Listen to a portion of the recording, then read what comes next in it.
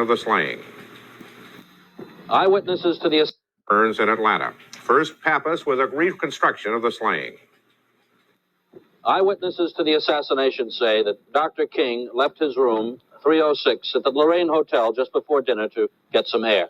He walked over to the railing at this spot, and noticing some friends below, he leaned over and began to speak with them. Police say 205 feet away, in a window in a flop house, the assassin waited. He waited, police believe, in a bathroom down the hall from the room he rented but 4 hours earlier. To get a clear shot of his victim, the assassin apparently had to stand in the bathtub, leaning forward to brace his arms on the window ledge to steady his rifle. And this was the view he got. He fired a single shot, hitting his target squarely, and then he ran. Out of the bathroom and along the decrepit hallway, turning, he raced down the rickety wood stairs and out. One policeman said he simply faded. Ike Pappas, CBS News, Memphis.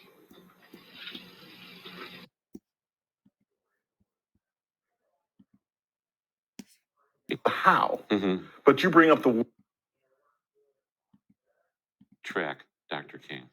And that's a question that you bring up in the book, the why. Everyone knows the how, but you bring up the why. Why did James Earl Ray take this turn for someone whose life was the life of a thief, of a robber? How did he go from that life to the life of an assassin? We don't know. As you say, he was a petty criminal. He was nobody. When he escaped from Missouri prison, he thought the FBI would put him on the most wanted list. That was ridiculous. A $50 reward was offered to him. It was mentioned on the radio one day, and then he vanished and disappeared. No one cared about James Earl Ray. We don't know exactly why. We do know this.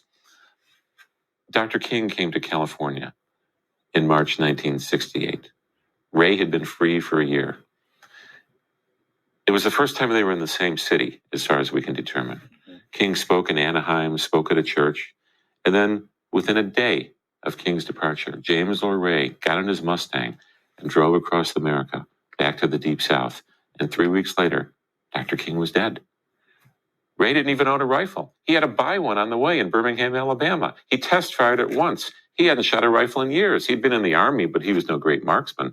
To this day, we don't know what that trigger was. He was almost like a hibernating animal, where an internal secret clock was triggered somehow by Dr. King's visit to California. Beyond making that connection of the time and the place, we don't know why.